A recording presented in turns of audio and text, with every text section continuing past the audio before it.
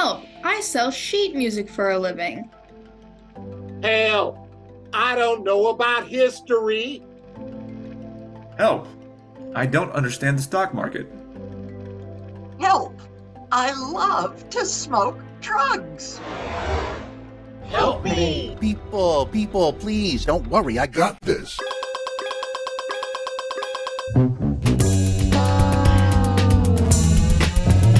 Brought to you, as always, by Republicans. And Jesus said on the mount, go forth and doth protest too much. Pre-confession with every accusation or your money back.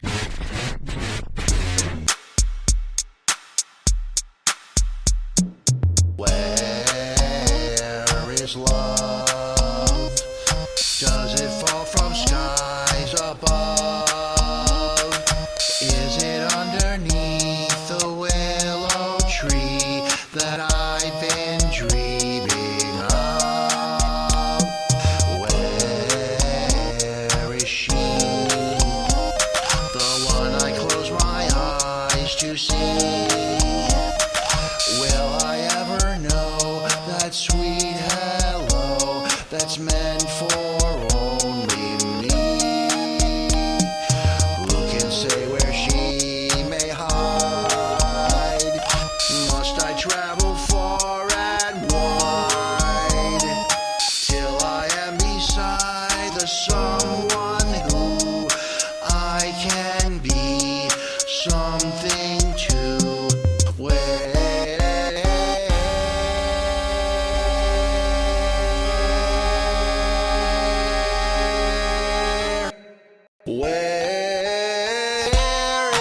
is love?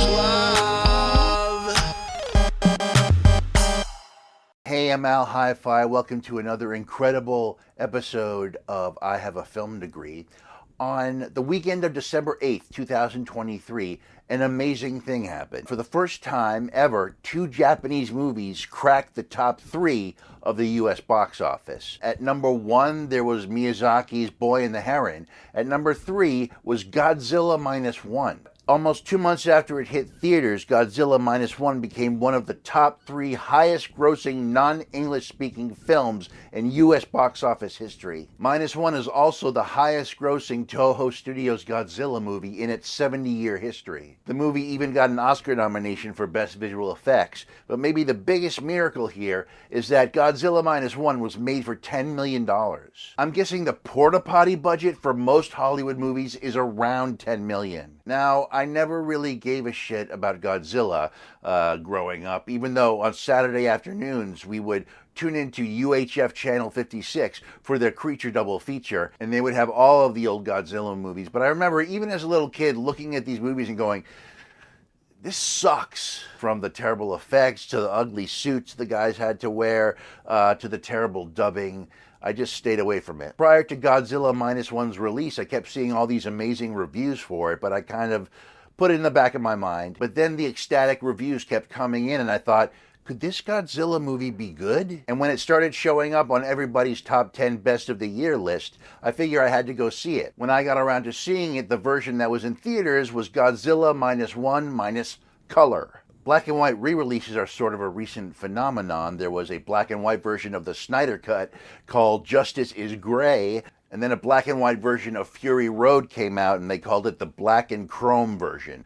But if any movie's going to get the black and white treatment, Godzilla Minus One is the perfect choice. First of all, it takes place after World War II, late 40s and 50s.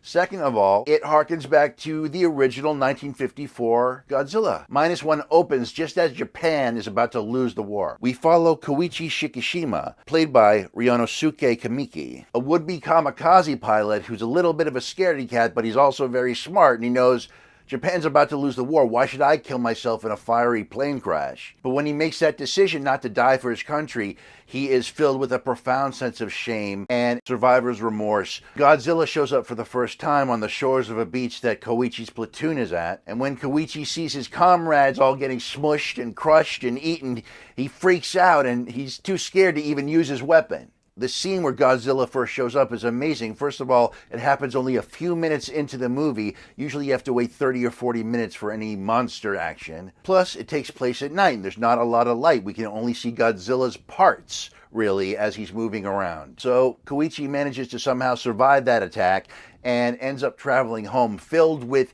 guilt and shame.